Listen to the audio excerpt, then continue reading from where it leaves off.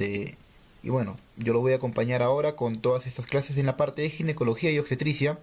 Y más ahora en esta primera clase que es bastante importante que la puedan entender, ¿no? Entonces vamos a comenzar con la primera parte que es con respecto al ciclo celular. Empecemos. Bien, cuando uno habla del ciclo celular, recuerda lo que siempre nos han enseñado en la parte de la parte de la vida preuniversitaria o inclusive la misma vida universitaria, el dogma central de la biología, ¿no? Central de la biología. Entonces, recuerda que en el dogma central de la biología, lo ideal, ¿no? Es que tú a partir del ADN, ¿no? Fabricas ARN y con esto vas a tu síntesis de proteínas, ¿no? Listo. Doctor, ¿por qué me enseña esto? Porque recuerda que toda la maquinaria de una célula se basa justamente en una parte genética, en un núcleo genético. Y con ello, la formación del esqueleto y de toda la batería, ¿no? O de la estructura de la célula, que es generalmente en base proteica. Entonces, es importante entender esto porque para el mantenimiento de las células se necesitan dos procesos fundamentales: la mitosis y la meiosis. Entonces, vamos a tener los dos procesos fundamentales que son la mitosis y la meiosis. Entonces, ¿cuál es meiosis, no? Entonces, ¿cuál es la diferencia en que la mitosis, o la finalidad por la cual se realiza, es básicamente para mantener el número de células, ¿no? Para hacer un proceso de crecimiento, ¿no? Crecimiento. En cambio, la meiosis, el proceso no es netamente de crecimiento, ¿no? Sino es la formación de gametos, ¿no? La formación de gametos. Listo. Y con ello el mantenimiento, ¿no? El mantenimiento de la especie, ¿listo? Y obviamente la variabilidad genética. Sin embargo, para que los dos procesos, tanto mitosis como meiosis, puedan llevarse a cabo, entonces la célula necesita entrar primero a una etapa de preparación, ¿no? Y esa etapa de preparación es la que vamos a ver en estos momentos. La célula, como estás viendo en este primer momento, va a entrar a una fase que se le denomina la interfase. La interfase es un periodo en general, ¿no? Que se caracteriza en la duplicación de todo el contenido celular y que se va a dividir en tres fases principalmente, ¿no? La fase G1, ¿no? O G1, en la cual la célula lo que va a hacer es duplica, ¿no? El tamaño y aumenta la cantidad de organelas, enzimas y otras moléculas. Es decir, ¿qué es lo que va a hacer la célula? Va a multiplicarse por dos. Pero, ¿qué cosas? Las organelas, ¿como quién? Como las mitocondrias, como los ribosomas, ¿no? Etcétera, ¿no? Como el retículo endoplasmático liso, por ejemplo, ¿no? Pero no va a dividir, no va a duplicar todo eso. Sin embargo, se va a limitar solamente a ese tipo de organelas, ¿no? Y también, por ende, se le denomina a esta fase G1 como aquella fase que incrementa el volumen del citoplasma. Eso es importante entender. En la fase S, que es una de las fases más importantes que tiene la célula ya no crece en tamaño. Sin embargo, lo que va a crecer, ¿qué cosa es? El núcleo. ¿Por qué? Porque lo que va a hacer la célula ahora es duplicar el material genético que había, que en este caso es el ADN, ¿no? Asimismo con las proteínas asociadas. ¿Cuáles son las proteínas asociadas? Obviamente recuerda que en el ADN que hay proteínas tenemos las histonas, ¿no? Las histonas. Asimismo también va a duplicar, ¿no? Digamos, centros proteicos que nos van a permitir a nosotros participar en el proceso de mitosis y meiosis. ¿Quiénes son ellos? Los centriolos, ¿no? Los centriolos, que van a participar activamente en la formación del uso acromático. Además de eso, ¿no? La célula lo que va a hacer con esto es aparte de que tiene una mayor cantidad de citoplasma que ha ganado en la fase G1, va a tener una mayor cantidad del núcleo que ha ganado en la fase S. Por eso es que esta es la fase más importante de la interfase. En la fase G2, ahora lo que le falta a la célula es ganar energía. Por ende, en la fase G2 va a ganar moneda energética, como es ATP, pero sobre todo va a ganar el GTP, ¿no? La guanosina trifosfato, que es la moneda energética que necesita la célula para poder entrar en el proceso de división celular. Entonces, en la fase G2, las estructuras necesarias para la división ya básicamente empiezan a montarse y posteriormente se preparan para básicamente entrar a esta fase de mitosis. La fase de mitosis y el proceso de meiosis son similares en sus fases, es decir, va a haber una fase denominada la profase, ¿no? Otra fase denominada la metafase, otra fase denominada la anafase, y por último la telofase, ¿no? La telofase con la citocinesis, ¿no? Citocinesis. Bien, entonces, en resumen, ¿no? La profase es aquella etapa en la cual la cromatina que estaba laxa empieza a condensarse. Por ende, cada vez que te mencionen el término profase es condensación de cromatina. Y la condensación de cromatina no es nada más que lo que estaba laxo como tira, es decir, como pitas, lo empiezo a enrollar, ¿no? Y estas pitas, estas tiras, estas cuerdas que era la cromatina, ahora enrollada, me forman los cromosomas. Por eso, en la profase empiezan a formarse los cromosomas. Sin embargo, si la pregunta alguna vez viniera ¿dónde se da la máxima condensación de la cromatina? Es aquí, en la metafase. En la metafase se da la máxima condensación de la cromatina, y esa máxima condensación de la cromatina se le conoce como los cromosomas. Entonces, en la metafase ya se forman estrictamente los cromosomas y se alinean, ¿no?, en el medio, como se están pudiendo dar cuenta, ¿no? Se están alineando al medio, poco a poco se están dirigiendo y se está formando una placa que se llama la placa ecuatorial. La placa ecuatorial, porque se simula el ecuador de la Tierra, ¿no? Luego, en la anafase, cada uno de estos cromosomas empiezan a, digamos, a dividirse y a jalarse a uno de los polos, ¿no? Al polo, ¿no? Al polo superior, al polo inferior, ¿no? Y esta estructura que están viendo en negrito no es nada más que los centriolos que participan en el proceso de la anafase. Los cromosomas se dirigen a los polos porque hay una despolimerización de la tubulina, de una proteína que es importante que se llama tubulina. Bien, y posteriormente, como ya están dirigidos los cromosomas en cada uno de los polos, se reestructura la carioteca que se había destruido en la profase, ahora empieza a reestructurarse, ya se vuelven a armar los núcleos con los nucleolos, y los citoplasmas que antes estaban unidos en la telofase se dividen experimentando el proceso que se llama citocinesis. Y con eso, a partir de una sola célula, yo ya tengo dos células, ¿no? Yo ya tengo dos células. Ese es el proceso, ¿no?, de la mitosis. El proceso de la meiosis es similar, es bastante similar, y lo vamos a ver a continuación. Entonces, antes de ello, para fijar, ¿no?, tenemos que hacer la siguiente observación. En la meiosis es casi similar a una mitosis. Sin embargo, en la mitosis, si a partir de una célula 2N yo tengo dos hijas que son, o sea, dos células hijas que son 2N, es decir, que son diploides, las células hijas se parecen a la madre, ¿no? Y doctor, pero ¿cómo es que de 2N salió 2N, 2N? Es porque en este punto, y voy a colocarlo de otro color, en este punto intermedio que no estamos viendo, aquí se encuentra la interfase. Claro, recuerden que la interfase duplicaba todas las células, ¿no? Entonces, en un momento esta célula hizo interfase, duplicó todo su material genético y todas sus organelas, y luego se dividió y formó dos células hijas similares. En cambio, en la meiosis es un poco diferente, ¿no? Vamos a poner color rojo, porque en la meiosis, a partir de una célula madre, ¿no?, que en este caso es una célula germinativa primordial, ¿no?, se va a dividir en dos células hijas que no se parecen en nada, ¿no?, a la madre. Y esta célula hija se va a volver a dividir tal como lo era una mitosis como la que hemos visto hace un momento, ¿no? Entonces, esta es la fórmula de cómo es que nosotros experimentamos el proceso de meiosis. De 2N, ¿no?, se divide a NN, ¿no? Es decir, hay una fase reduccional, y luego de N sale NN, tal como en una mitosis, es decir, es una fase ecuacional. De tal manera que en esta meiosis, ¿no?, para que se pueda dar el proceso, hay una fase reduccional que es también llamada la meiosis 1, y la ecuacional que es llamada la meiosis 2. Muy bien.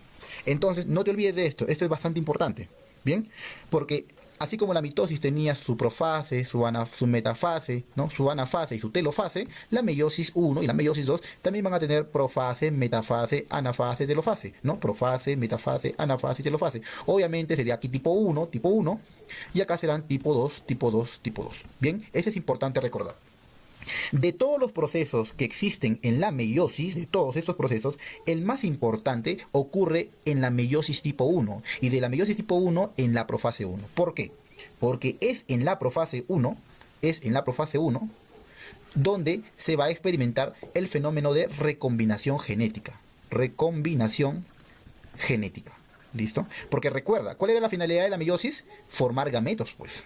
La finalidad de la meiosis es formar gametos que sean haploides para que estos, al fecundarse, restauren la carga genética, en este caso del individuo, ¿no? Entonces, lo más importante de la meiosis se encuentra en la meiosis 1, en la profase 1, en el fenómeno denominado recombinación genética. Y es que en esa profase 1 existen subdivisiones, ¿no? Subdivisiones. Una es la fase de leptoteno, otra es la fase de cigoteno, otra es la fase de paquiteno, otra es la fase de diploteno, y por último la fase de diacinesis. Diploteno también llamado dictioteno en algunos libros. Dictioteno. Entonces, doctor, ¿Qué son cada una de estas subfases de la profase 1? Cada una de estas subfases me hace referencia a cómo es que se fue recombinando básicamente el material genético. Entonces, en resumen, ¿no? En el lectoteno, poco a poco los cromosomas empiezan a formarse como un bucle o como un como un racimo. En el cigoteno empiezan a juntarse y a formarse unos pequeños quiasmas. En el paquiteno se da el fenómeno de crossing over, ¿no? Que es la recombinación genética. En el diploteno o dictioteno, ¿no? Estos cromosomas que habían hecho la recombinación genética empiezan a separarse y me forman los famosos quiasmas, y en la diacinesis ya se han separado totalmente, separados, ¿no? Entonces, en el lectoteno y cigoteno empiezan, vuelvo a repetir, empiezan a formarse estos buques, ¿no? O los cromosomas en forma de bucket, ¿no? En el paquiteno se hace la recombinación genética, en el diploteno se forman los quiasmas y en la diacinesis la separación. Por ende, en esta pregunta, la fase del ciclo celular en donde se produce el fenómeno denominado crossing over o recombinación genética, ¿es en cuál? En el periodo de paquiteno, no te olvides, eso es lo más importante de todo eso. Muy bien, el mantenimiento y variación genética de la especie humana es dado fundamentalmente por el periodo denominado. Entonces recuerda, el mantenimiento y variación genética es lo que están preguntando. Ah, ya, ¿eso era mitosis o era meiosis? Era meiosis. Entonces el proceso definitivamente va a ser meiosis. Esas son sus fases de cada uno de ellos. Por ende, aquí la clave es la letra D. No te olvides que es lo más importante y que la finalidad es formar gametos. Recuerda que el gameto no es una célula, ¿no? El gameto es como tal, es una procélula, es algo que va a formarme una célula. Porque la célula es diploide y el gameto es haploide. Bien, listo. Entonces pasamos a esta segunda parte. En la gametogénesis, ¿no? Que es que no hace referencia en este caso a la formación de los gametos, es decir, estamos hablando de la meiosis, ¿no? Vamos a tener tanto en el individuo, vamos a tener para formar gametos, ¿no? Femeninos y gametos masculinos, ¿no? De tal manera que me permitan digamos, a mí formar un individuo básicamente de dicho cariotipo, ¿no? Entonces, recuerda, la gametogénesis, ¿no? Vamos a tratar en este caso la gametogénesis femenina, ¿no? Comienza en este caso con una célula germinativa primordial que me forma una oogonia, ¿no? La célula germinativa primordial que me forma una oogonia, ¿no? Es en este caso por un proceso denominado mitosis. Y esta oogonia, por más mitosis que me iba a formar, más oogonias, porque recuerda que la mitosis lo que está haciendo es conservar el número nada más, ¿no? Bien, entonces, esta oogonia, ¿cuántos cromosomas tiene? 46 cromosomas, porque es diploide. Bien, muy bien. Entonces, esta oogonia, ¿no? En la vida fetal, ¿no? En la vida fetal, aproximadamente en el quinto mes, ¿no? De embarazo, en la semana 20, estamos hablando, empieza a formarme ovocitos primarios. Entonces, el proceso por el cual la oogonia te forma ovocitos primarios sigue siendo el proceso de mitosis. Sigue siendo. Pero entonces, ¿qué es lo que ha cambiado? Que ha cambiado una diferenciación. Es decir, acá hay un clic, algo que hace que la oogonia derive a ovocito primario en la conformación de su estructura, y este ovocito primario, que también sigue teniendo 46 cromosomas, va a hacer un proceso que se llama meiosis 1. Entonces, como mnemotecnia, no te olvides, aquí es importante que recuerdes esto, el ovocito tipo 1 hace meiosis tipo 1, y el ovocito tipo 2 hará meiosis tipo 2. No te olvides de eso, es importante. Entonces, el ovocito tipo 1 va a hacer meiosis tipo 1, ¿no? Obviamente pasando, recuerda cuáles eran las fases: lectoteno, cigoteno, paquiteno, diploteno, que son las fases de la profase 1, porque estamos en meiosis 1, ¿no? Sin embargo, esto pasa durante la vida fetal, ¿no? Estamos hablando aquí a partir de las 20 semanas de edad gestacional, pero cuando llega a la fase de diploteno o de dictioteno, el ovocito primario se detiene. Claro, se detiene y se queda digamos, estático allí. ¿Hasta cuándo dice? Hasta que se llegue la ovulación. Doctor, pero la ovulación ocurre en el periodo de pubertad. Ajá, es por eso que la neonata, es decir, el bebé femenino, nace con ovocitos tipo 1, detenidos ¿en qué fase? En fase de diploteno o de dictioteno, ¿no? Es decir, nace con ovocitos primarios detenidos en su dictioteno, ¿no? En su meiosis 1, claro estamos, ¿no? En su profase 1, ¿Y cuándo va a completar esta meiosis tipo 1? La va a completar ¿cuándo? Cuando se dé la ovulación. Entonces, eso es algo que hay que fijar. El ovocito tipo 1 se detiene en dictioteno, en profase 1, y esta profase 1 la completa cuando hay el fenómeno de ovulación.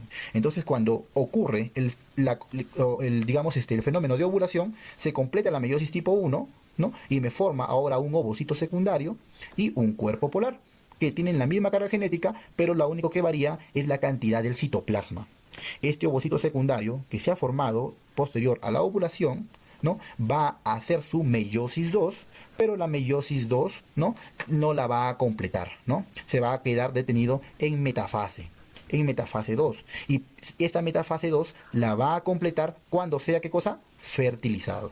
Entonces, recuerda, la neonata, valga la redundancia, nace con ovocitos tipo 1, llega a la pubertad, completa en cada una de las ovulaciones, este ovocito tipo 1 completa y se madura ovocito tipo 2, y este ovocito tipo 2 va a completar todavía su meiosis 2 cuando sea fertilizado, sea fecundado. Por ende, no vamos a ver óvulos en una mujer, a menos que haya sido fecundada. Exacto. Entonces es importante conocer todo eso. Y eso es lo que estamos viendo acá. Eso es lo que estamos viendo acá. Nuevamente, como resumen, ¿no? La ovogonia hace mitosis, me forma ovocitos tipo 1, los cuales hacen su meiosis tipo 1, ¿no? Y se quedan detenidos, no te olvides, en profase, en la profase 1, y completan esto cuando obviamente haya la ovulación en cada uno de los ciclos, ¿no? Ahí completan su meiosis 1, forman el primer cuerpo polar y forman el ovocito secundario. Y este ovocito secundario hace su meiosis 2, pero se queda detenido en metafase 2, ¿hasta cuándo? Hasta cuando sea fertilizado. Allí recién completa la meiosis 2 cuando lo fecunde el espermatozoide, es decir, el óvulo se crea cuando lo fecunda el espermatozoide. Y cuando concluye la meiosis 2, se forma el segundo cuerpo polar. Y esto es variable, ¿no? Algunos libros dicen que solamente hay 2 cuerpos polares, otros dicen que hay 3 cuerpos polares, es decir, porque este cuerpo polar se divide en otros 2 cuerpos polares, ¿no? Pero esto es variable, esto es bastante variable. Bien. Y con respecto a la maduración folicular, lo vamos a ver en el gráfico respectivo del ciclo uterino, ¿no? Del ciclo menstrual. Muy bien, entonces ahora repasemos. 1. En la ovulación, la estructura que se llega a ovular, ¿cuál es? ¿No? La ótide, la ovogonia, el ovocito tipo 1 o el ovocito tipo 2.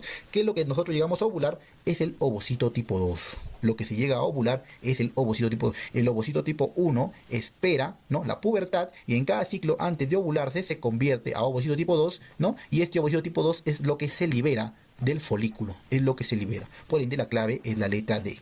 No te olvides, ¿ah? La formación del óvulo se da solo cuando, entonces, ¿cuándo se daba la formación del óvulo? Cuando obviamente hay una fecundación, pero ¿quién se fecunda? El ovocito tipo 2. Muy bien. Listo. En el periodo, ahora, digamos, seguimos hablando en este caso de la gametogénesis, de la ovogénesis, ¿no? De la ovogénesis. Entonces recuerda, como habíamos dicho, ¿no? Que el inicio de la ovogénesis en realidad es a partir de la cuarta, quinta semana, ¿no? Recuerda que todas estas estructuras derivan de una estructura que se llama el saco vitelino. Y esto ya ha sido pregunta de examen. ¿De dónde vienen las células germinativas primordiales que van a dar toda la cadena para darte espermatozoides y óvulos? Vienen del saco vitelino. Y del saco vitelino, a partir de entre la cuarta y la quinta semana, empiezan a migrar, ¿no? Recuerda que si ese es un embrión, el saco vitelino está afuera. Ahí está el saco vitelino. Entonces, vamos a cambiar de color.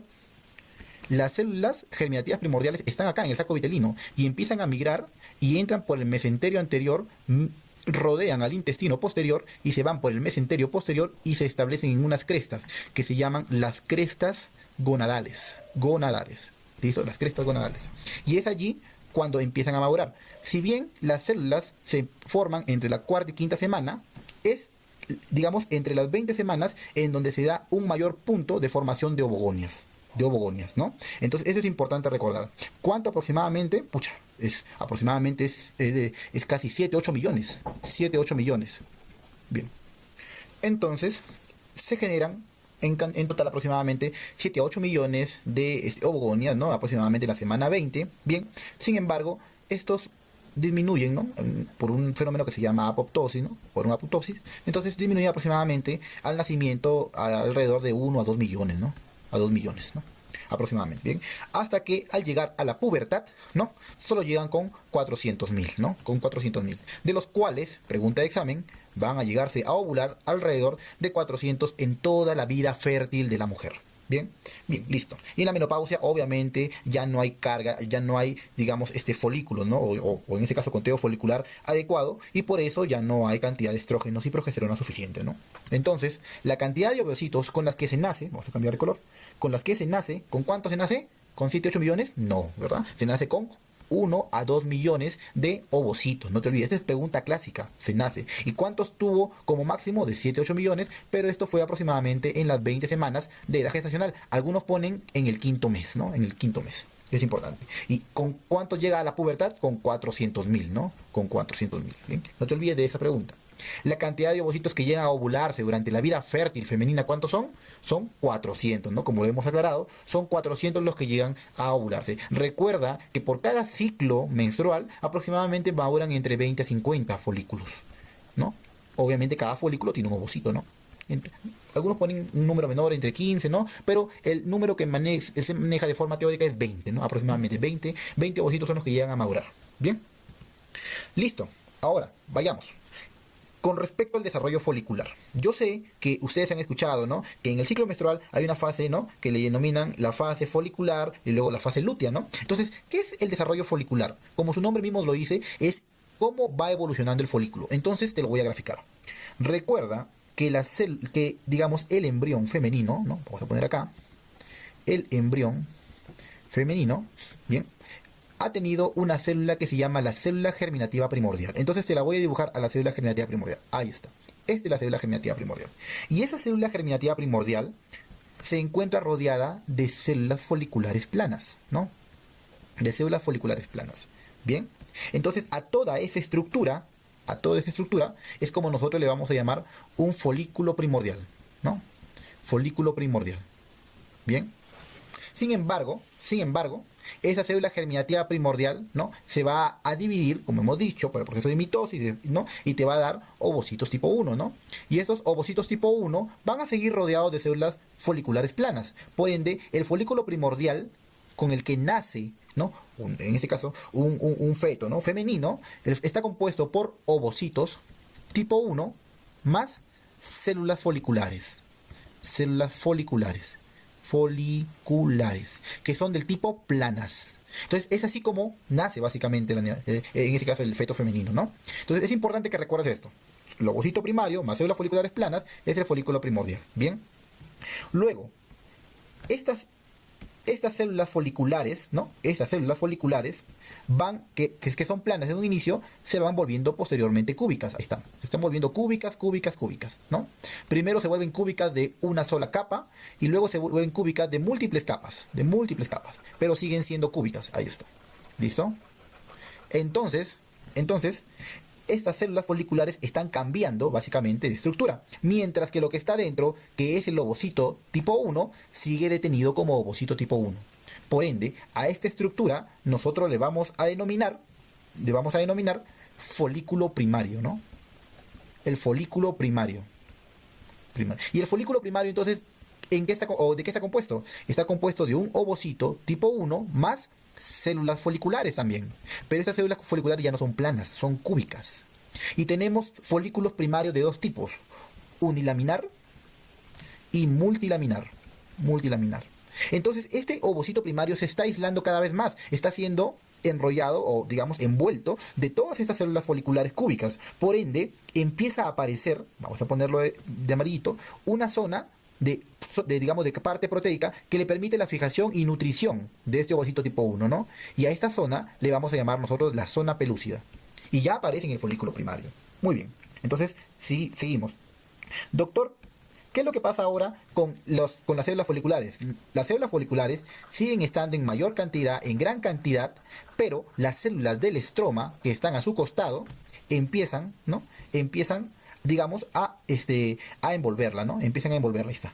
Empiezan a rodearla y empiezan a envolver a estas células foliculares cúbicas. Bien. El ovocito, aquí está, muy bien. El ovocito que se encuentra contenido sigue siendo ovocito tipo 1. Pero ahora, ¿qué ha cambiado? Ha cambiado que las células foliculares han sido envueltas por unas células que estaban en la parte del estroma. Y además, entre las células foliculares empiezan a aparecerse pequeños espacios que son denominados preantros. Bien, entonces a este tipo de folículo nosotros le vamos a denominar el folículo secundario. Y en el folículo secundario, ¿qué va a estar acá? El ovocito tipo 1, sigue siendo ovocito tipo 1. Vamos a encontrar células foliculares cúbicas que son multilaminares, que le vamos a denominar ahora células de la granulosa. Bien, y las células que están de celestes, que vinieron del estroma, le vamos a llamar células tecales o células de la teca. Bien, de la teca. Muy bien. Entonces, ese es el folículo secundario. Y posteriormente estos espacios preantrales se van a unir en un espacio único, ¿no? En un espacio único, haciendo básicamente que el ovocito se encuentre desplazado a uno de los polos, ¿no? El ovocito que estaba al medio ahora se va a encontrar desplazado a uno de los polos. Todos los espacios han sido unidos para generar un espacio único que se llama antro, y obviamente las células de la teca siguen estando rodeando a todos, ¿no? A todas esas células de la granulosa. Por ende, a esta estructura, ¿no? A esta estructura que estamos viendo acá, ahí está. A esta estructura que estamos viendo acá, nosotros le vamos a denominar, ¿no? El folículo terciario, ¿no? El folículo terciario, que cuando crece más, ¿no? Que llega a un máximo punto, se le conoce posteriormente como folículo de Graf, como folículo de Graf, o grafiano también llamado. Bien, y es importante este folículo porque el ovocito que sigue estando acá sigue siendo ovocito tipo 1. O sea, está detenido en su profase 1, meiosis 1 estamos hablando. Y ese folículo grafiano, el que posteriormente es el que se va a ovular. Entonces vienen las preguntas de examen. ¿Cuál es el folículo que se ovula, perdón, que participa en el fenómeno de ovulación? El folículo de Graf. Bien, el folículo de Graf está compuesto por ovocito primario, por célula de la granulosa, por célula de la teca, interna y externa, claro está, y un espacio único que se llama antro y que tiene una sustancia que se llama licor folicular. Bien, entonces yo sé que hasta ahí te estarás preguntando lo siguiente, pero doctor, ¿y por qué el ovocito sigue siendo, voy a ponerlo de rojo, por qué el ovocito sigue estando detenido como tipo 1? ¿Por qué sigue siendo ovocito tipo 1, ovocito tipo 1, hasta en el Y? ¿Por qué sigue siendo ovocito tipo 1? Debe haber una sustancia que haga que el ovocito tipo 1 no se convierta a ovocito tipo 2, es decir, que el ovocito tipo 1 no complete su meiosis 1. Y sí, esa sustancia la secreta las células de la granulosa y se llama el IMO, o el factor inhibidor de la maduración del ovocito, que lo secretan las células de la granulosa. ¿Eso puede ser en algún momento pregunta de examen? Puede ser. Bien, y como las células de la granulosa son los que secretan esto, cuando ocurre la ovulación, es decir, la ruptura, ¿no?, del folículo, que es un cascarón, ¿no?, y la salida del ovocito, es allí cuando se convierte el ovocito tipo 1 a ovocito tipo 2. Bien, por eso lo que ovulas es ovocito tipo 2, porque primero se rompe, madura el ovocito y después se libera. Ahora, doctor, pero estos son los folículos. Sin embargo, ¿cómo ha sido el periodo o la forma como ha crecido este folículo? Entonces es allí cuando nosotros vamos a estudiar estas fases, que son las fases del crecimiento del folículo, que son prácticamente 4.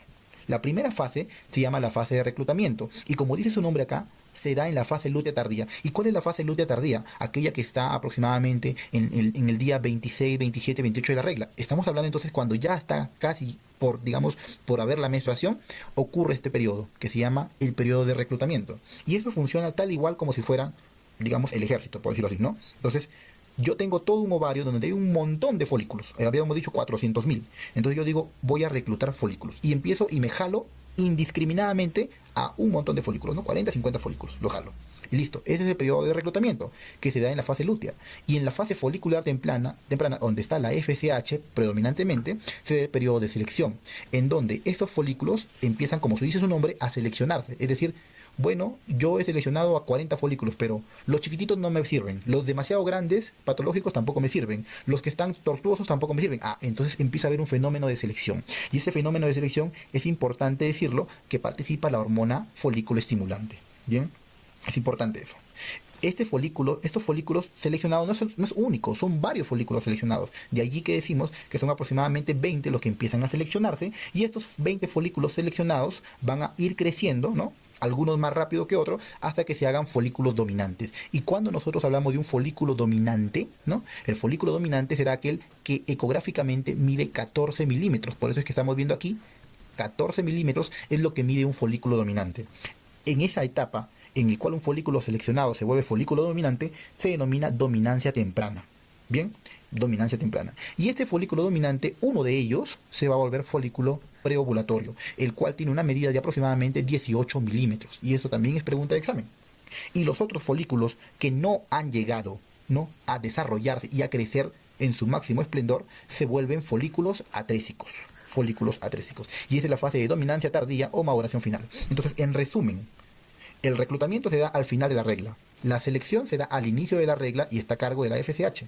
La dominancia temprana es cuando aparecen los folículos dominantes que miden 14 milímetros. Y la dominancia tardía es cuando aparece el folículo preovulatorio que mide 18 milímetros. Y además todos los otros folículos se están volviendo folículos atrésicos. Es decir, que no han llegado y han degenerado. Bien, entonces, el folículo de Graf. ¿Qué será? ¿Un folículo seleccionado? ¿Un folículo dominante? ¿Un folículo atrésico? ¿O un folículo preovulatorio? Será obviamente un folículo preovulatorio, que tiene una medida, habíamos dicho, de 18 milímetros, ¿no? 18 milímetros. Pregunta de examen. El factor responsable de inhibir la conversión del ovocito tipo 1 en tipo 2 es en el folículo, ¿cuál es? ¿Cuál habíamos dicho que era? Es el factor denominado inhibidor de la maduración del ovocito, que lo secreta ¿quién? Habíamos dicho la célula de la granulosa. La célula de la granulosa. Muy bien. Luego, recuerda que cuando yo he tenido un folículo, ¿no? Ahí está.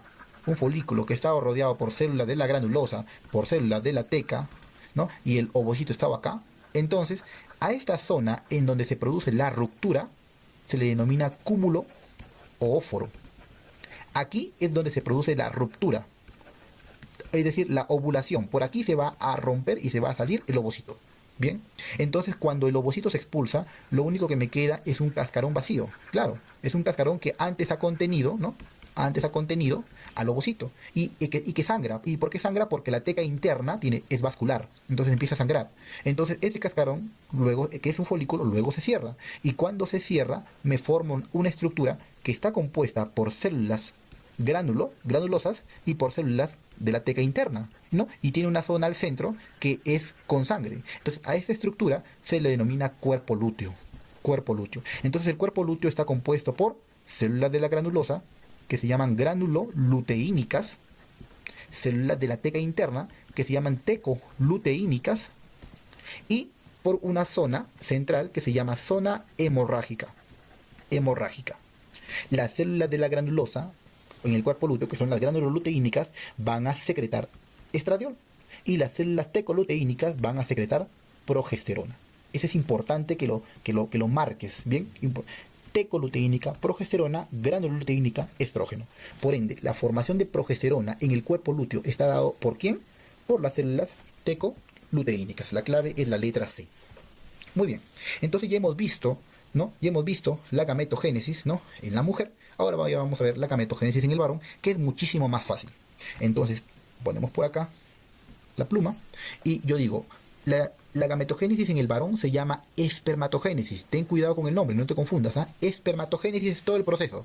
Desde que tengo la célula germinativa primordial hasta que tengo el espermatozoide. Todo eso se llama espermatogénesis. Bien, la espermatogénesis se da a cabo ¿dónde? En el túbulo seminífero, pero no va a terminar en el tubo seminífero, ¿no? Porque termina con un fenómeno que se llama la capacitación. Y ese fenómeno de capacitación termina en el útero. Claro, termina en el canal endouterino. Bien, entonces la célula germinativa primordial, por un proceso denominado mitosis, te va a dar espermatogonias, ¿no? Y estas espermatogonias son iguales a la célula germinativa primordial con algunas diferencias de sus organelas, ¿no? Sea espermatogonias tipo A y te da espermatogonias tipo B. Las espermatogonias tipo A van a seguir dándote más espermatogonias tipo A que están unidas. En cambio, la espermatogonia tipo B es la que empieza la espermatogénesis, la que te va a dar la línea. Entonces, son las espermatogonias tipo B las que por otro proceso que también se llama mitosis, otra vez, mitosis, te da un espermatocito que es el espermatocito primario. El espermatocito primario hace meiosis 1, recuerda, ¿te acuerdas? Ovocito 1 hace meiosis 1, ovocito 2 hace meiosis 2. Igual es acá. Espermatocito tipo 1 me da meiosis tipo 1. Y esta meiosis tipo 1 me forma, recuerda que es la reduccional, me forma espermatocitos secundarios. Y estos espermatocitos secundarios, o tipo 2, hacen meiosis tipo 2. Y al hacer meiosis tipo 2 me generan 4 espermátides que son similares, ¿no? O en citoplasma, ¿no? Pero en carga genética no son. Y estas 4 espermátides van a pasar por un proceso que se llama espermiogénesis. Y esta espermiogénesis me va a formar espermatozoides. Y esta espermiogénesis, ¿dónde se da?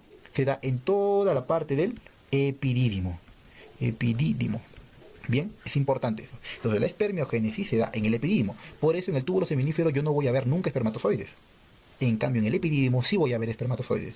Y no te olvides que los espermatozoides se pueden acumular y se pueden, digamos, recolectar, por decirlo así, ¿no? Se pueden juntar en la parte de la cola, ¿no? De la cola del epidídimo. Eso es importante. Bien, muy bien. Entonces, allá. El recién nacido varón tiene en sus gónadas. Entonces, a diferencia en la mujer, ¿recuerdas cómo era en la mujer? En la mujer, en el quinto mes, ¿no? Esas ovogonias quinto mes, y estas ovogonias empiezan a diferenciarse en ovocitos tipo 1, ¿no? Y ella nace con los ovocitos tipo 1, ¿no? Y llega a la pubertad con ovocitos tipo 1, y es en cada ciclo, en cada ovulación, cuando el ovocito tipo 1 se convierte en ovocito tipo 2. Y este ovocito tipo 2 se convierte en óvulo cuando el espermatozoide lo fecunda. Eso es en la mujer. En el varón no es así. En el varón, no, en quinto, sexto, séptimo mes, siempre ha tenido sus células germinativas primordiales. Y cuando el varón nace, o sea, en el nacimiento, sigue teniendo sus células germinativas primordiales. Sigue teniendo sus células germinativas primordiales. Bien. Y estas células germinativas primordiales recién van a madurar a espermatogonias, espermatocitos tipo 1, tipo 2, espermátides, ¿no? Recién van a hacer la espermatogénesis. ¿Cuándo? Cuando llegue la pubertad. Cuando llegue la pubertad en el varón, recién hacen la espermatogénesis. Por eso, el recién nacido varón, en sus gónadas, lo que tiene son las células germinativas primordiales. Cuando tiene espermatogonias, en la pubertad. Cuando tiene espermatozoides tipo 1, en la pubertad. Cuando tiene espermatozoides tipo 2, en la pubertad. Cuando tiene espermátides, en la pubertad. Cuando tiene espermatozoides, en la pubertad. Todo es en la pubertad. En el varón, la clave es la pubertad. En la mujer, no. En la mujer, en el nacimiento, sigue teniendo ovocitos tipo 1, ¿no? Y es en la ovulación y en la fecundación cuando cambia. Bien, por ende aquí la clave es la letra B, no te olvides. La célula encargada de la secreción del factor inhibidor de Müller, entonces recuerda que en un túbulo seminífero, ahí está, este es un túbulo seminífero, no solamente son uno, son varios túbulos seminíferos, ¿no? Ahí están, varios túbulos. En cada túbulo seminífero, que yo los veo cuando están en la pubertad, el niño no tiene túbulos seminíferos, tiene cordones sexuales, ¿no? Entonces, en la pubertad, donde hay túbulos seminíferos, nosotros vamos a encontrar espermatogonias, espermatocito tipo 1, espermatocito tipo 2 y las espermátides que están en la luz. Así vamos a encontrar. Digamos, entre toda esta línea que les estoy explicando, vamos a encontrar unas células grandes, triangulares, con un núcleo en la base, que no se tiñen mucho con hematocilina eosina. Estas células tienen unos brazos que empiezan a cubrir a cada uno de estos espermatogonias, espermatocitos primarios. Esta célula grande se llama la célula de Sertoli.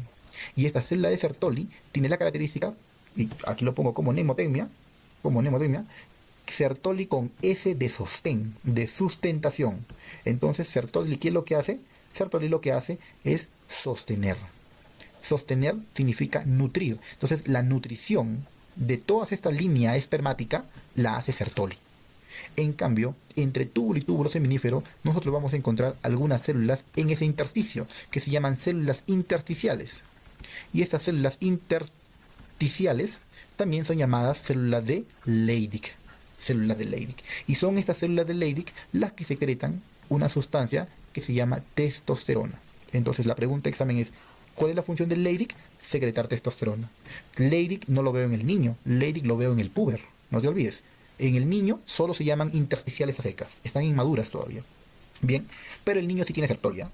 En cambio, en el puber veo túbulos seminíferos de los cuales está toda la línea espermática y están las células de Sertoli que se encarga de la nutrición. Pero también las células de Sertoli empiezan, o digamos, secretan un factor que se llama el factor inhibidor de Müller. ¿Y qué significa esto? El factor inhibidor de Müller es una sustancia que, como su nombre mismo lo dice, inhibe el desarrollo de los conductos de Müller en la vida, ¿no? En la vida fetal, ¿no? Y los cordones de Müller son los responsables de formarme el tracto genital, ¿no? El tracto genital femenino, ¿no? Es decir, de formarme útero, de formarme trompas, ¿no? De formarme cuello, o sea, cervix, de formarme el tercio superior de la vagina, ¿no? Etcétera. Entonces Müller se encarga de formar todo eso. Y el varón no tiene eso, ¿por qué? Porque secreta un factor que se llama factor inhibidor de Müller, el cual lo va a secretar la célula de Sertoli. Entonces aquí la clave es la célula de Sertoli. No te olvides entonces, solo para fijar, el factor inhibidor de Müller lo secreta Sertoli. Bien, siguiente. Ahora, vayamos a esta parte que es la capacitación. Posterior a eso nos vamos ya digamos a hacer un espacio, ¿no? Para que puedan ir al baño. En el fenómeno de capacitación, recuerda que es el fenómeno en el cual culmina todo el proceso de espermatogénesis. La capacitación no es lo mismo que decir la maduración del espermatozoide. Entonces, el espermatozoide cuando ingresa, estamos acá, mira, el espermatozoide cuando ingresa por la vagina se encuentra con varios obstáculos. Uno es el pH. Claro, Porque recuerda que el pH del semen, ¿no?, es alcalino, ¿no? En cambio, el pH de la vagina es ácido. Entonces, desde ahí se encuentra con esos problemas, ¿no? Entonces, hay una fagocitosis por medio también de las células fagocitarias que se encuentran en todo este camino. Por este mismo mecanismo del pH hay una pérdida, ¿no?, que inclusive tanto por el volumen y por la gravedad es una pérdida retrógrada de los espermatozoides, es decir, caen, ¿no? Y algunos de ellos pueden entrar por el cervix y obviamente en el útero, entonces van a entrar. Posteriormente en el cervix el camino es facilitado, pero ¿por qué es facilitado? Por la secreción, pues, porque recuerda que si la secreción, ¿no?, en el cervix y en el útero, ¿no?, es una secreción más filante, más fluida, entonces el espermatozoide va a poder migrar de una manera más fácil, ¿no? Los espermatozoides que no son móviles se van a quedar ahí y van a ser destruidos por las enzimas locales. Y asimismo también se van a eliminar los espermatozoides anormales, ¿no? O sea, aquellos que son, digamos, que tienen un grado de, digamos, de malformación. En este caso estamos hablando de teratosospermia. Bien, una vez que los espermatozoides que se encuentran morfológicamente bien y que pueden migrar, se van a ir a todo el útero, al cuerpo del útero, al fondo del útero, ¿no? Y van a iniciar ese periodo que se llama capacitación, en el cual básicamente lo que hay es un remodelamiento del citoplasma del espermatozoide. Bien. Asimismo, algunos también mueren por fagocitosis. Posteriormente, esa capacitación se va a completar ¿dónde? En la trompa. La capacitación espermática, pregunta de examen, vamos a marcarlo acá, termina ¿en dónde? En las trompas, en la trompa, ¿bien? Y allí han llegado, obviamente, los espermatozoides que son mucho más móviles. Y por último, es en la trompa misma, a nivel de la ampolla, pregunta de examen, en donde va a haber el proceso de fertilización, si es que lo hubiera, ¿no? En donde obviamente van a haber las tres fases, ¿no? Que es la penetración de la corona radiada, la penetración de la zona pelúcida y la formación de los pronúcleos, en este caso masculino y femenino. Bien, entonces ese es el periodo de capacitación que ocurre básicamente en este tracto, ¿no? Bien, la maduración del espermatozoide, por ende, termina ¿dónde? En el epidídimo, en la red de testis, en el tracto genital femenino o en los túbulos seminíferos. Va a terminar definitivamente, le hemos dicho, en el tracto genital femenino. Es la pregunta de examen. Bien, por último, antes de ir al break, vamos a hacer un poco de la fisiología del eje hipotálamo-hipófisis. Bien, entonces, ustedes se pueden preguntar y dirán, ¿no? Doctor, ¿por qué la niñita de 3 años no ovula? ¿Por qué la niñita de 7 años no ovula? ¿Por qué tiene que esperar, ¿no?, hasta que llegue, ¿no?, el periodo, básicamente, que es entre los 8 o 11 años, que es en este caso de pubertad, para que recién se active su mecanismo de ovulación? Y es que todo se encuentra básicamente desconocido. Todo se encuentra a nivel del núcleo arcuato. Entonces, ¿qué es lo que pasa con el núcleo arcuato? El núcleo arcuato es el que se encuentra, digamos, es el núcleo encargado de la secreción de un factor que se llama la GNRH, ¿no? Entonces, esa secreción, ¿no?, o esa activación del núcleo arcuato para la formación de GNRH se debe a varios factores, que inclusive hasta ahora algunos no son conocidos tampoco, ¿no? Se dice que la genética influye más, la etnia también, la raza y obviamente los factores ambientales, la epigenética. Pero de alguna u otra forma, el núcleo arcuato empieza la secreción de GNRH. Sin embargo, el núcleo preóptico y la eminencia media empiezan a regular esa secreción de GNRH. Por ende, el núcleo preóptico y la eminencia media empiezan a secretar estos tres factores.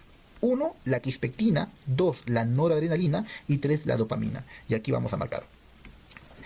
El regulador e inductor principal de la secreción de GNRH se llama quispectina, la quispectina. Hay otro inductor, claro, que es la noradrenalina, y el principal inhibidor de la GNRH es la dopamina. Entonces, ¿cómo es que se dio a entender esto? Cuando se analizó, ¿no? Cuando se analizó los picos de quispectina con los picos de GNRH, y uno se daba cuenta que la GNRH, cuando hacía un pico, previamente la quispectina había hecho el pico. Entonces la quispectina es el principal regulador de la GNRH. Bien, no se olviden esto. Entonces, cuando se libera esta GNRH, cuando se libera, ¿no? Recuerda, aquí te hago un énfasis, la GNRH es un decapéptido, ¿no?, que está generado por factores que aún no son conocidos, ¿no?, y algunos conocidos como irreguladores dentro de la quispectina. Bien, entonces esta GNRH va a actuar a nivel desde su centro diana, que se encuentra en la hipófisis, ¿no?, en las cuales si los pulsos son muy prolongados, son muy altos, se va a formar y liberar la LH, y si los pulsos son cortos, se va a formar la FSH. Entonces, estas pulsaciones son las que me van a determinar la formación de LH o de FSH. No te olvides. Por ende, estas pulsaciones de LH y FSH son las que, vamos a poner pluma, son las que, como son estas hormonas, son las denominadas las gonadotrofinas. Estas son las encargadas de hacer la estimulación al ovario y por ende la formación de estrógeno y progesterona, ¿no? Y obviamente el inicio de los ciclos. Entonces, en algunos ¿no? teóricos hipotetizan que la glándula pineal tiene una relación con toda esta formación de estos picos, de esa pulsatilidad, ¿no? Es por eso que algunos dicen, ¿no? que la glándula pineal es la responsable de esta inhibición de la pulsatilidad, ¿no? Y que en la pubertad básicamente se va a retomar esta función pulsátil. Bien, eso es importante, ¿no? Y por último, en este gráfico que está acá a la izquierda, no te olvides, ¿no? Mira, en la gestación, la LH y la FSH en la vía intrauterina sí ha estado elevada, ¿no? Pero cuando nace, ¿no? Cuando básicamente se está acercando al término, estas pulsaciones de FSH y LH disminuyen. No sin antes, en los primeros meses puede haber una pequeña, digamos, pulsación. De tal manera que a veces, ¿no? Uno encuentra, ¿no? Gracias a eso, ¿no? Secreción láctea, ¿no? Digamos, en las mamas de los neonatos, ¿no? O una secreción medio blanquecina en los genitales, ¿no? También que es básicamente por las gonadotrofinas. Bien, pero después todos caen, ¿no? En la parte, en todo, cuando va transcurriendo la lactancia, cuando va transcurriendo la infancia, las gonadotrofinas están al suelo, porque no hay las pulsaciones que habíamos dicho. Sin embargo, es en la pubertad cuando estas gonadotrofinas empiezan a incrementarse, pues básicamente debido a las pulsaciones de la GnRH, ¿no? De la GnRH. Muy bien. Entonces, aquí vamos a dar un break y vamos a continuar, ¿no? Después de ello. ¿Bien? Vamos a dar un momento nada más. Empezamos ahora con esa parte que es el ciclo menstrual. Entonces aquí vamos a tomarlo nuestro tiempo porque es importante que tú puedas entender estos gráficos. Entonces, cuando uno habla de ciclo menstrual, está haciendo énfasis en abarcar varios ciclos, ¿no? Uno es el ciclo endometrial, otro es el ciclo folicular o ciclo ovárico también llamado, ¿no? Y el otro es el ciclo hormonal, en donde están las hormonas hipofisiarias y están las hormonas secretadas por el ovario. Muy bien. Teóricamente, se dice que, a modo práctico, se establece que un ciclo dura aproximadamente 28 días. Bien, entonces vamos a comenzar básicamente detallando cada uno de los puntos. El ciclo menstrual inicia con una fase que se llama la fase de menstruación. Esta fase de menstruación, ¿no? se caracteriza porque tiene dos subfases pequeñas que aquí no se encuentran, ¿no? Una es la fase denominada fase isquémica y otra es la fase denominada fase necrótica. En la fase isquémica, las arterias espirales que están viendo allí, que son las más tortuosas, empiezan poco a poco, ¿no? Poco a poco a degenerarse, ¿no? Y los vasos empiezan a disminuir su calibre, por eso se llama isquemia, ya no hay suficiente irrigación de ese tejido endometrial del endometrio funcional. Bien, y en la fase necrótica, como ya no hay irrigación, todo lo que se quedó de endometrio funcional empieza a caer con mayor cantidad. Esa es la fase necrótica. Bien, y esta fase de menstruación, tal como ha iniciado, cae el endometrio básicamente. ¿Por qué? Porque hay una caída de las hormonas ováricas, sobre todo, de las hormonas ováricas. Bien, ¿cuánto dura la fase de menstruación aproximadamente? Va desde el día 0 hasta el día más o menos 4 o 5, ¿no? 4 o 5 días. Luego de eso ocurre una fase en donde el endometrio que está en la base, que se llama endometrio basal, empieza a crecer. Ahí está, empieza a crecer. A esta fase se le denomina fase de crecimiento, ¿no? O endometrio en fase de crecimiento, ¿no? Algunos también le toman el nombre de endometrio en fase proliferativa. Listo, muy bien. Pero, doctor, ¿por qué es que el endometrio basal empieza a crecer? El endometrio basal empieza a crecer gracias a que hay una hormona, ¿no? Hay una hormona que hace que crezca. Y esa hormona que hace que crezca se llama el estradiol. Pero, doctor, ¿por qué el estradiol que estaba abajo empieza a aumentar? El estradiol empieza a aumentar gracias a que ha habido un fenómeno de contrarregulación positiva, ¿no? Es decir, un feedback positivo. Y ahí vamos a explicarlo. En líneas punteadas nosotros estamos viendo a una hormona que se llama la FSH. Y en la línea azul estamos viendo la hormona que se llama LH. Ambas hormonas son secretadas por la hipófisis, la adenohipófisis. Entonces, en la fase folicular, ¿no? En la fase folicular, la primera etapa, ¿no? La FSH empieza a crecer ligeramente. Crece ligeramente porque recuerda que se está dando un fenómeno que se llama el fenómeno de dominancia, ¿no? Perdón, de selección, ¿no? De selección folicular, ¿te acuerdas? Reclutamiento, selección, listo. Entonces, la FSH incrementa porque se está dando el fenómeno de selección de los folículos, pero luego tiende a bajar. ¿Por qué tiende a bajar, doctor? Porque la FSH, ¿no? Actúa a nivel de las células de la granulosa, haciendo que maduren. Y estas células de la granulosa, como están creciendo, van a secretar estradiol. Por ende, si incrementa la FSH, va a incrementar el estradiol, pero el estradiol hace un fenómeno de feedback negativo contrarrestando a la FSH y por lo tanto termina disminuyendo. Entonces la FSH se incrementa, el estradiol empieza a incrementar y luego la FSH disminuye porque el estradiol le ha hecho un feedback negativo, ¿no? Un feedback negativo. Listo. Muy bien. Doctor, ¿esto debería ser así? Claro, debería ser así. Sin embargo, la FSH está incrementando, perdón, está disminuyendo drásticamente, el estrógeno está incrementando, ¿no? Poco a poco más, ¿no? Y este estrógeno, este pico de estrógeno, va a actuar a nivel hipofisiario, perdón, ¿no?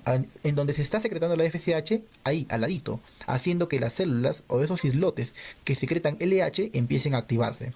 Y poco a poco empieza a haber un fenómeno de feedback positivo. El único feedback positivo del cuerpo humano ocurre aquí.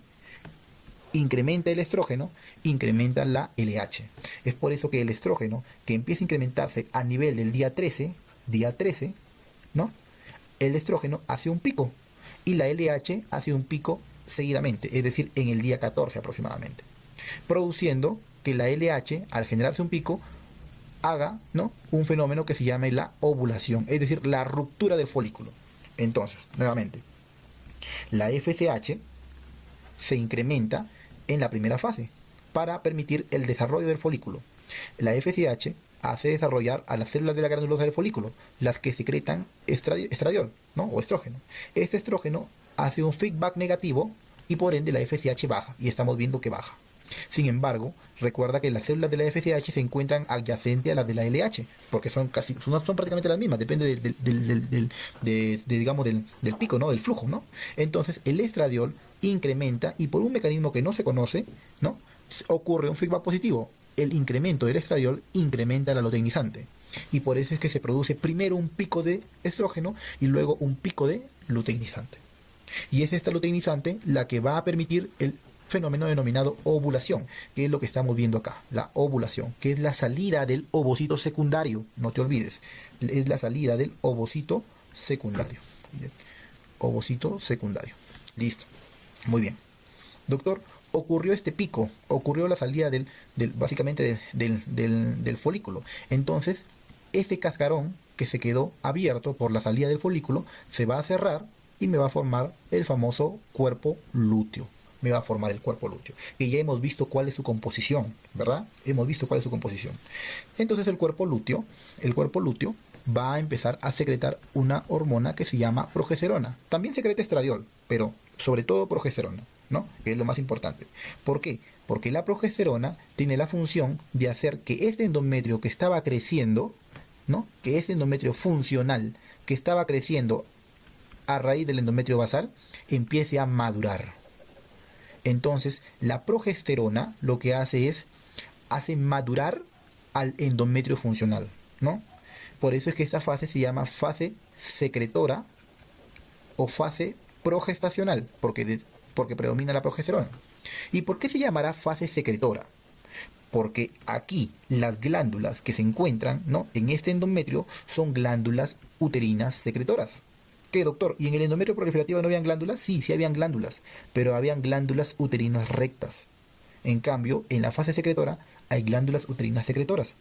Y su nombre mismo lo dice, son secretoras. Tienen acúmulo de un montón de glucógeno, ¿no? Es decir, ¿y por qué tendría glucógeno? Porque lo que está haciendo lo está madurando, lo está preparando por si es que en algún momento llega un blastocisto y quiere implantarse. Esa es la importancia de esta fase, de la fase progestacional, que es dado por esta hormona que se llama progesterona. Es por eso que aquí estamos viendo, ¿no?, la progesterona que está de morado empieza a incrementar en esa segunda fase, ¿no?, la progesterona. hace una meseta, ¿no? Y es por eso que también vemos que el estrógeno, que había caído después de la ovulación, empieza también a incrementar. Y uno diría, ¿por qué incrementa el estrógeno? Porque recuerda que el cuerpo lúteo, ¿no? Te vuelvo a repetir, tiene células granuloteínicas y tiene células tecoluteínicas, y las tecoluteínicas secretan progesterona y las granuloteínicas siguen secretando estradiol. Es por eso que hay otro pico de estrógeno. Pero este pico, o sea, no es un pico, es una meseta, ¿no? Por eso, pregunta de examen. El estradiol tiene una secreción y esta secreción es bimodal. Bimodal. En cambio, la progesterona, su secreción es unimodal, pues. Es unimodal. Claro, porque solamente hay una meseta y baja. En cambio, el estrógeno tiene dos, mira, bien, un pico y luego una meseta. Bien, y esto en algún momento va a ser pregunta de examen, ¿eh? En algún momento. Muy bien. Entonces, la progesterona sube, hace madurar al endometrio funcional y lo vuelve rico en glucógeno y lo vuelve rico en glándulas uterinas secretoras. Además, inclusive, solo para añadir, empiezan a aparecer un montón de polimorfonucleares, bastantes. ¿Por qué aparecen bastantes polimorfonucleares? Porque la irrigación de este endometrio empieza a incrementar. Empiezan a aparecer estas arterias que se llaman arterias espirales. Y los vasos se dilatan tanto que empiezan a extravasar su contenido. Y su contenido son polimorfonucleares, ¿no? Bien, eso es importante. Doctor, ¿y por qué se mantiene por tanto tiempo este endometrio? Porque el cuerpo lúteo es el que está secretando la progesterona. Sin embargo, el cuerpo lúteo tiene un tiempo de vida. Y el tiempo de vida del cuerpo lúteo aproximadamente va entre 10 a 14 días. 10 a 14 días. O sea, el cuerpo lúteo dice, yo voy a secretar progesterona, pero solamente puedo secretar por 10 a 14 días. Y luego de eso necesito un estímulo. El estímulo que necesita el cuerpo lúteo para seguir con vida, por decirlo así, se le llama la hormona gonadotropina coriónica, ¿no? La hormona gonadotropina coriónica. Pero doctor, la hormona gonadotropina coriónica no la secreta, ¿no? El sincitotrofoblasto. El sincitotrofoblasto. Sí, claro que sí la secreta, ¿no? Trofoblasto, claro que sí la secreta. Y esto es una estructura extraembrionaria. Es decir, para que haya hormona gonadotropina coriónica, necesito que haya fecundación y obviamente haya tejido embrionario y extraembrionario. Por ende, ¿no? Si es que no hay fecundación, no hay hormona gonadotropina coriónica y por ende no hay nadie que mantenga el cuerpo lúteo. Y como no hay nadie que mantenga el cuerpo lúteo degenera. Degenera, ¿no? Y se forma el famoso cuerpo albicans, ¿no? Cuerpo albicans. Y este cuerpo albicans es una cicatriz, ¿no? Y como es una cicatriz, ya no secreta nada, todo ha degenerado, se ha fibrosado.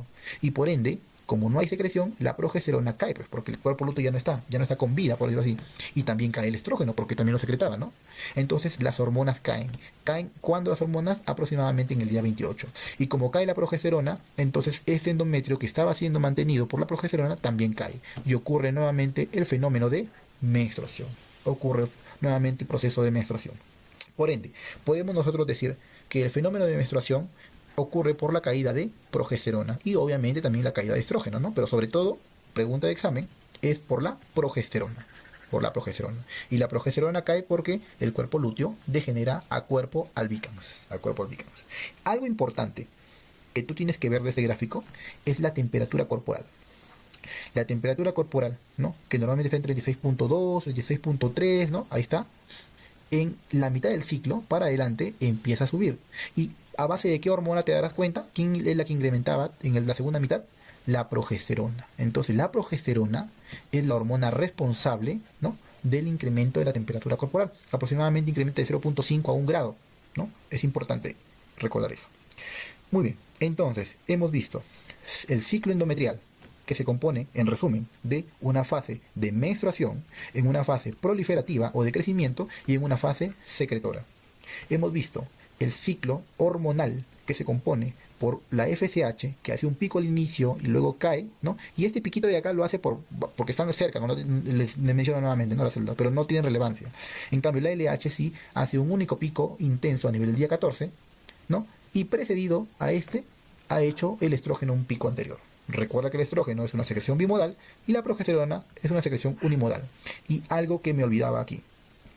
Recuerda que de las dos fases, de la fase proliferativa y de la fase secretora, la fase constante, pregunta de examen, constante, ¿es cuál? es la fase secretora. Es la fase secretora. Entonces, la fase secretora es la fase constante. ¿Por qué es constante esta fase? Esta fase siempre dura 14 días. ¿Y por qué dura 14 días? Porque es el tiempo de vida del cuerpo lúteo.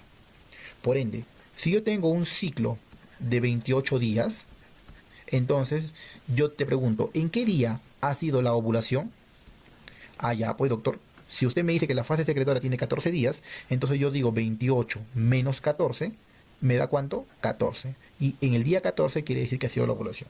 Doctor, no, mi ciclo a mí me dura 32 días. ¿En qué día habré ovulado? Entonces, si mi ciclo dura 32 días, le resto 14, que es lo que dura la fase secretora, y 32 menos 14 me da 18. Quiere decir que en el día 18 ha sido el día de mi ovulación. Entonces es importante que recuerdes eso. No te olvides, mira cómo está acá el crecimiento del folículo. Recuerda, folículo primordial, folículo primario, folículo secundario, folículo terciario y posteriormente de Graf, y luego sigue la ovulación. La ovulación. Y la ovulación se escribe con L grande de LH, para que no te olvides.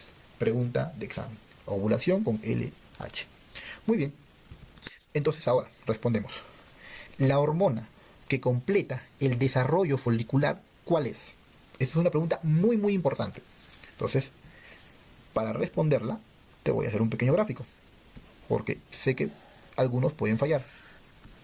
No te olvides, folículo primordial, folículo primario, folículo secundario, ¿no? Folículo terciario, ¿no? Terciario, ovulación, ovulación. Listo. Entonces, la hormona que empieza el desarrollo folicular, ¿cuál habíamos dicho que era la hormona que empieza el desarrollo folicular? Es la FSH. La FSH empieza el desarrollo folicular y luego baja. Luego hace un piquito al medio chiquito y luego sigue ahí. Esa es la FSH. La FSH es la que inicia el desarrollo folicular porque permite la selección del folículo. La selección. Sin embargo, ¿cómo era el flujo de la LH? La LH estaba suave, abajo, abajo, abajo, hasta que el estrógeno hizo un pico y ¡pum! Hace feedback positivo. Ahí está. Y luego vuelve a bajar. Entonces, la hormona que completa el desarrollo folicular será aquella que completa el desarrollo de todos estos folículos hasta la ovulación. ¿Y quién será esa? La LH. Pregunta de examen. Eso es importante que entiendas. La que inicia el desarrollo es la FSH y la que completa el desarrollo folicular es la LH.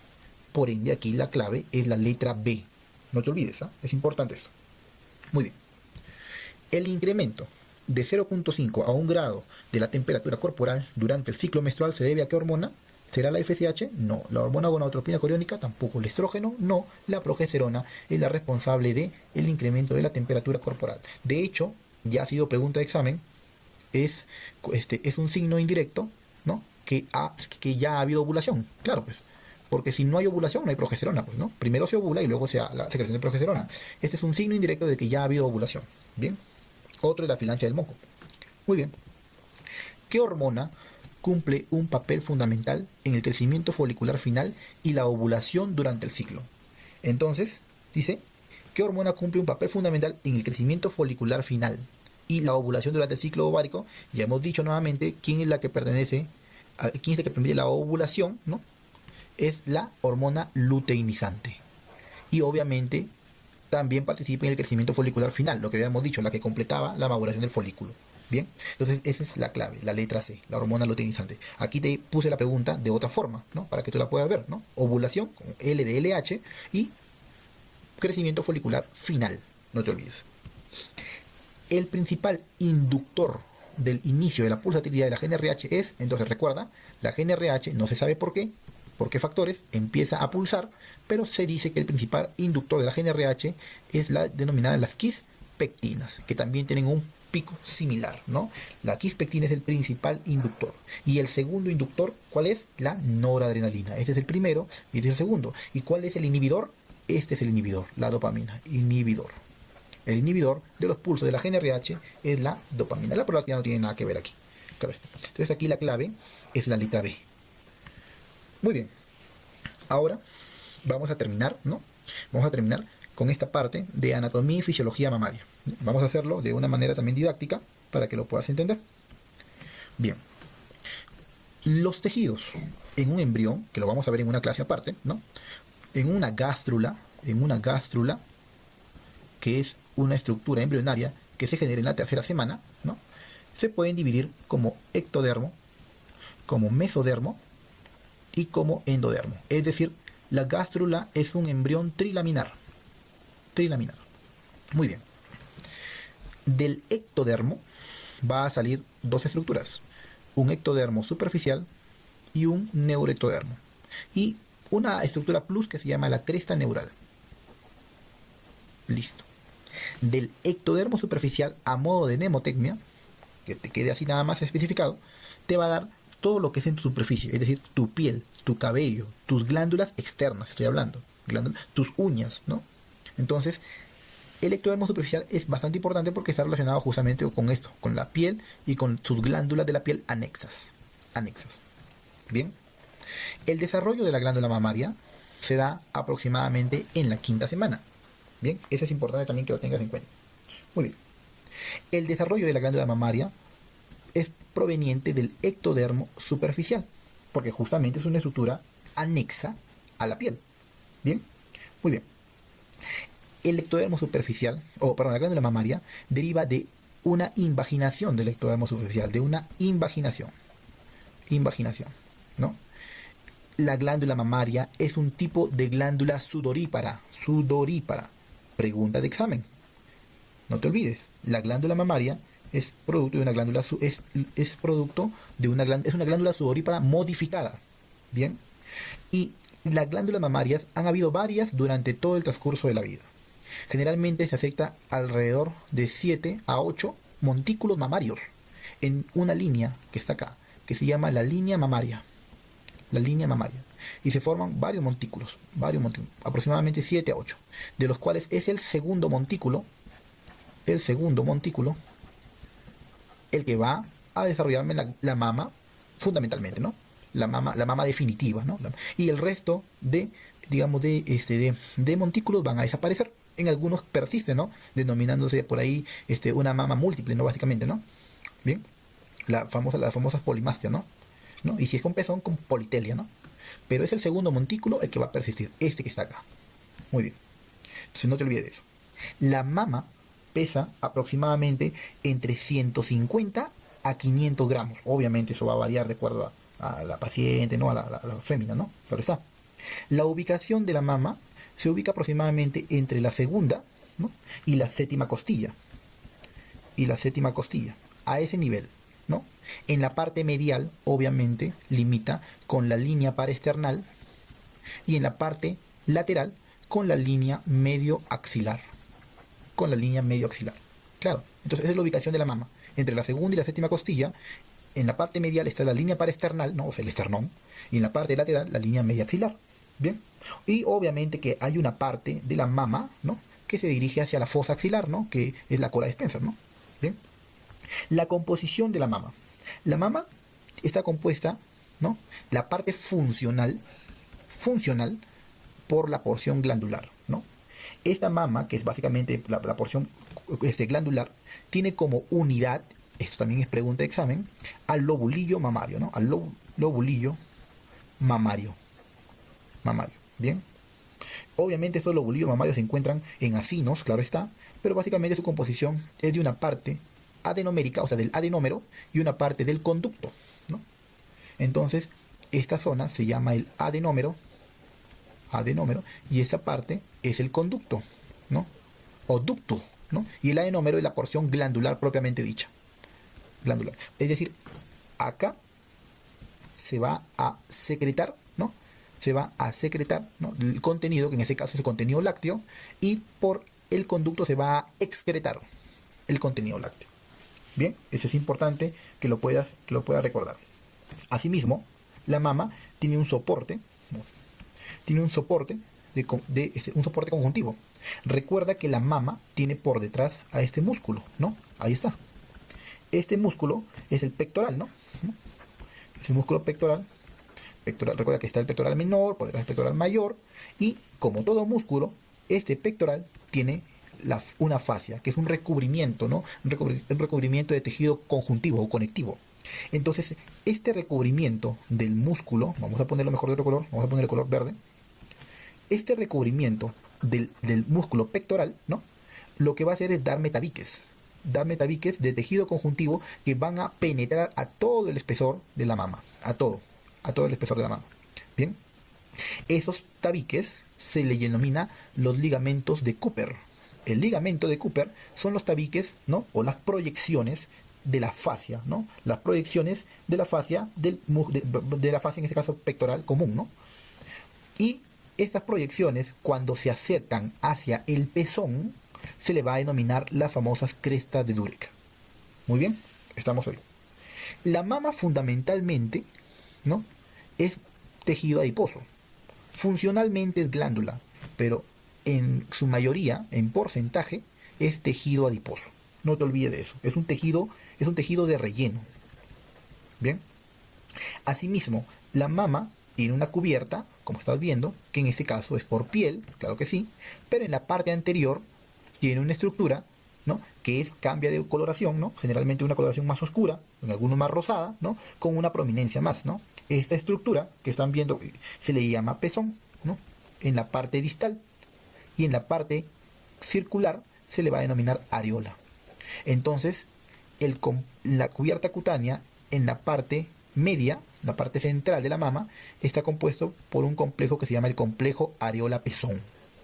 Areola, la circunferencia externa, y pezón, la parte central.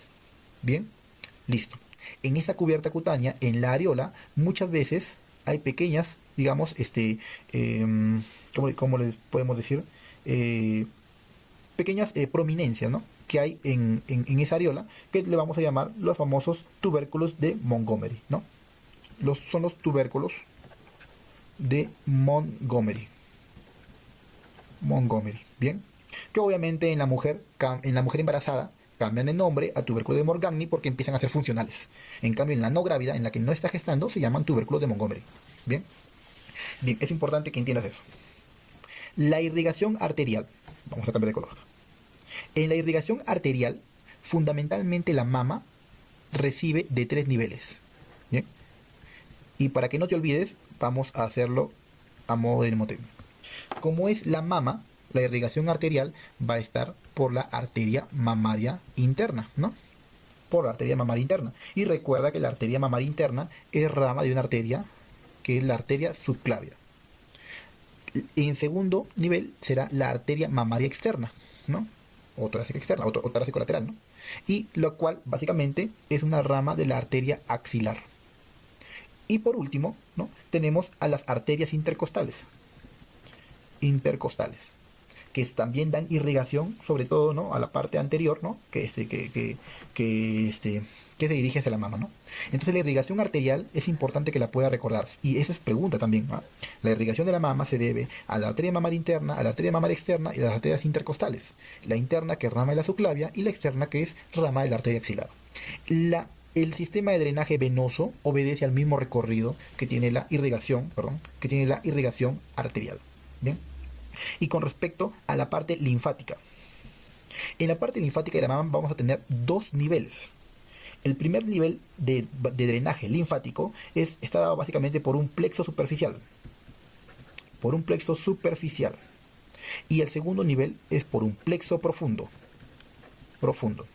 El plexo superficial, ¿no? Linfático de la mama, al final va a drenar sobre todo a un grupo que es el grupo axilar inferior. En cambio, el plexo profundo no. El plexo profundo fundamentalmente va a ir a 2 vías. Una, que es la vía de Grosman, y otro, que es la vía de la mamaria interna. Esas son las 2 vías del plexo profundo. Entonces, el plexo superficial drena hacia básicamente los ganglios axilares, ¿no? Axilares inferiores, y el plexo profundo va hacia la vía de Grosman y a la vía de la mamaria interna. Esas vías son importantes porque a nosotros nos van a permitir ver dónde es el drenaje de los cánceres, del cáncer de mama en este caso, ¿no? Y de sus diferentes tipos, ¿no? Y hacia qué grupos axilares fundamentalmente van a ir. Obviamente que la vía de Grosman van a ir sobre todo a los ganglios pectorales, ¿no? A los ganglios pectorales. En cambio, la vía de la mamaria interna va a ir a los ganglios que también son del mismo nombre, ¿no? Mamarios internos, ¿no? Bien. Listo. Hay otras vías que por allí quizás puedes haberlas visto, ¿no? En la parte de pregrado, ¿no? Que es la vía de Gerota, ¿no? No te olvides, la vía de Gerota.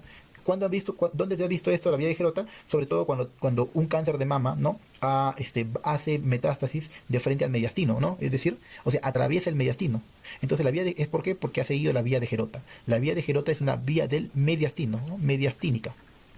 Un cáncer de mama que de frente hace infiltración a hígado, por ejemplo. En cambio, hay otra vía, ¿no? Que es básicamente la vía transmamaria. La vía transmamaria, y yo sé que también la has escuchado. Porque la vía transmamaria es cuando te dicen, ¿no? El cáncer de mama derecho hizo metástasis a la otra mama, ¿no? Básicamente a la mama izquierda, ¿no? Eso es básicamente una vía accesoria, ¿no? Es una vía accesoria que hace de una mama a otra mama, ¿no? Entonces, eso explicaría por qué el cáncer de mama, ¿no? De un lado se va hacia el otro lado, ¿no? De una mama izquierda a la mama derecha y viceversa, ¿no? Por la vía transmamaria. Por la vía de Gerota, el cáncer de mama va hacia la parte mediastínica, ¿no? Y las vías clásicas sobre todo son la vía de Grossman, que es la más frecuente, ¿no? Hacia la parte pectoral, ¿no? Y la vía mamaria interna, y después obviamente a la parte pulmonar, y la vía de la mamaria interna hacia los ganglios de la mamaria interna. Bien. Por último, dentro de la fisiología de la mama tenemos que el periodo denominado, ¿no? Mamogénesis hace referencia, ¿no? al crecimiento y desarrollo de la mama. Al crecimiento y desarrollo de la mama. Es importante. Y este periodo de mamogénesis está estimulado sobre todo por las hormonas como es el estrógeno, como es la progesterona, ¿no? Los cuales van a estimular posteriormente a una hormona que se llama la prolactina, ¿no? Y esta hormona prolactina, ¿no? Que se secreta a nivel de la adenohipófisis, ¿no? Es importante porque también va a participar en última instancia en el periodo de mamogénesis. Entonces, la mamogénesis, ¿qué significa? Crecimiento y desarrollo de mama. La lactogénesis es el periodo de formación de leche materna humana, ¿no? Leche materna humana. Bien, y que está dado fundamentalmente por la hormona denominada prolactina. Bien, por la prolactina. Y el periodo de lactopoiesis es el mantenimiento de la producción de la leche materna humana, que también está dado por la prolactina, claro, porque la prolactina lo que va a hacer es no solamente forma, sino mantiene esa producción, pero esa producción está sostenida también por el estímulo, ¿no? De la succión del pezón, y ese estímulo de la succión del pezón hace que se estimulen las células, ¿no? Mioepiteliales, que son básicamente sensibles a una hormona que se llama la oxitocina.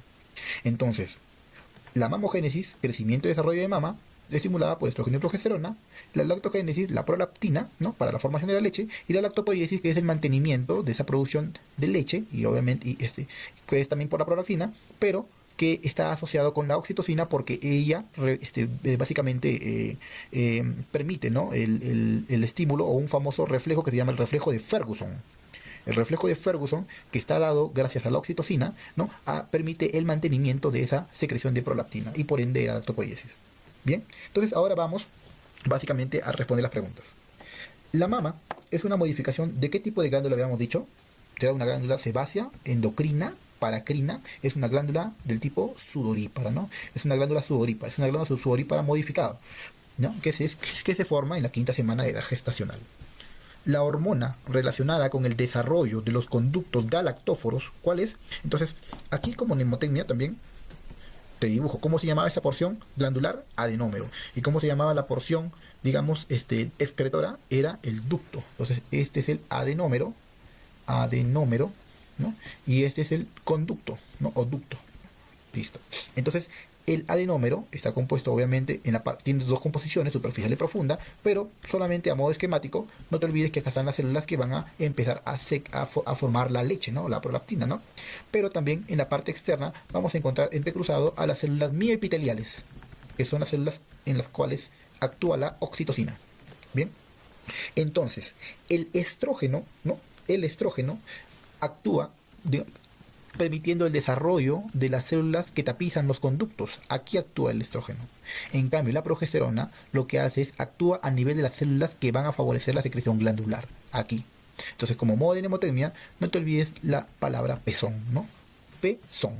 P de progesterona, que actúa en el adenómero, y estrógeno, que actúa a nivel del conducto. Entonces, la hormona relacionada con el desarrollo de los conductos, ¿cuál va a ser? el estrógeno. El estrógeno. ¿Bien? Entonces la clave es la letra A. La hormona relacionada con la lactopoiesis, doctor, con la lactopoiesis es la prolactina, pero la prolactina, ¿qué está haciendo con el reflejo de Ferguson? ¿No? Mantenida por la oxitocina, Entonces la clave es la letra A. Bien, si te dijeran eyección de leche, allí sí es netamente oxitocina, eyección de leche. Bien, si te dijeran lactopoiesis es prolactina y oxitocina. Si te dijeran no, la lactogénesis es obviamente la prolactina, ¿no? Y la mamogénesis, estrógeno, progesterona. Bien. Y por último, la inervación de la porción superior de la mama depende de los nervios. Entonces aquí creo que faltó explicar eso en la parte anterior. Bien, recuerda, ¿no? Si yo tengo la mama, ahí está, con la cola de Spencer, ahí está la mama, con su pezón. Ahora vamos a ponerlo en negrito. Entonces, en la mama, nosotros vamos a encontrar, ¿no?, que la inervación de la mama tiene territorios. Este es un territorio, la porción superior. Este es otro territorio, la porción medial. Este es otro territorio, la porción lateral. Y este es otro territorio del cuadrante superior externo y de la cola de Spencer. Bien, son 4 territorios. Territorios de inervación. Bien, listo. Entonces, el territorio superior va a proceder de los nervios que están en la parte superior. ¿Y quién está acá abajo? La clavícula, o sea, los nervios supraclaviculares. Entonces, de los nervios supraclaviculares, ¿no?, sobre todo los que son de C3 y C4, es los que van a inervar la porción superior de la mama. Estamos hablando, esta es la mama derecha, ¿eh?, por la cola Spencer. En la porción medial, yo voy a tener a los nervios intercostales. Bien. Y en la porción lateral también tengo a los nervios intercostales. Sin embargo, ¿cuál es la diferencia? En la porción lateral son los nervios intercostales, que son básicamente los tercer y cuarto nervios. En cambio, en la porción medial son las ramas anteriores. Son las ramas anteriores de los nervios intercostales y torácicos. En cambio, en la porción superior, o el cuadrante superior externo, aquí, ¿no?, la inervación básicamente es también por nervios intercostales, pero sobre todo el nervio intercostobraquial, ¿no?, que es básicamente rama de C8 con D1, ¿no? C8 con D1. Entonces la inervación de la mama depende de eso, ¿no? Arriba, supraclavicular, C3 y C4. Medial, intercostales y torácicos, las ramas anteriores. Lateral, intercostales, tercer y cuarto nervio. Y en la parte de la cola de Spencer, o el cuadrante superior externo, el nervio intercostobraquial, que es rama de C8 y D1. Por ende, la porción superior, ¿de quién va a depender? De los nervios supraclaviculares C3 y C4. Bien, entonces aquí la clave es la letra A. Muy bien, hemos acabado entonces con esta